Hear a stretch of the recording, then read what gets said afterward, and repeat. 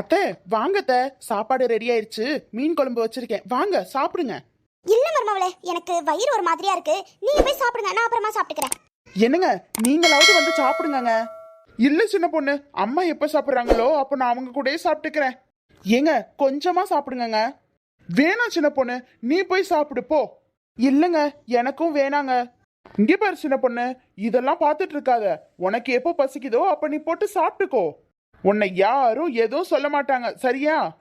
ஏங்க நீங்க இப்படிதான் சொல்லுவீங்கன்னு எனக்கு தெரியுங்க. அதனாலதான் நான் சோறு பொங்குறப்பவே கொஞ்சம் போட்டு சாப்பிட்டுட்டேன். நின்றுட்டே சாப்பிட்டனால இன்னும் கொஞ்சம் வயித்துல இடம் இருக்கா, அதான் உங்க கூட உட்காந்து அப்படியே சாப்பிட்டுக்கலாம்னு நினைச்சேன். சரி, நீங்க தான் அப்புறமா சாப்பிட்டுக்கிறேன்னு சொல்றீங்களே, உங்க கூடவே சேர்ந்து உட்காந்து சாப்பிட்டுக்கிறேன். சரிங்க சார், அப்படியே பண்ணிடலாங்க சார். சரிங்க சார், ஓகே சார். சரிங்க சார், எனக்கு ஒன்றும் இல்லை. சரி, நீங்க சொன்ன கரெக்டா தான் சார் இருக்கும். அத்தை அத்தை, இங்க சீக்கிரம் வாங்க. என்ன மருமவளே?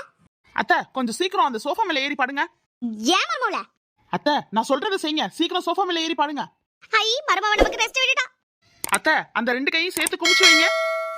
ஏன் மருமவளே, என்னாச்சு? இப்ப எதுக்கு என்ன போட்டோ எடுக்கற? அத்தை என் உடம்பெல்லாம் கொஞ்சம் அசதியா இருக்கா, அதான் இன்னைக்கு ஆபீஸ்ல லீவ் போட்டுலான்னு சாருக்கு ஃபோன் பண்ணி லீவுன்னு சொன்னேன். ஏன் லீவுன்னு கேட்டாரு. மாமியாருக்கு உடம்பு சரியில்லை சார்னு சொன்னேன். உடம்பு சரியில்லைனாலாம் லீவ் தர முடியாது, யாராவது செத்து போனாதான் லீவ் தர முடியும்னு சொல்லிட்டாரு. அப்புறம் அவருக்கு ஃபோன் பண்ணி எங்க மாமியார் செத்து போயிட்டாங்கன்னு சொன்னேன். அவரு நம்பாம நான் வீடியோ கால் பண்றேன்னு சொல்லிட்டாரு. அதான் இப்போ வீடியோ கால்ல அவர் வராரு, நீங்க பேசாம கண்ணு மூடிட்டு பாடுங்க.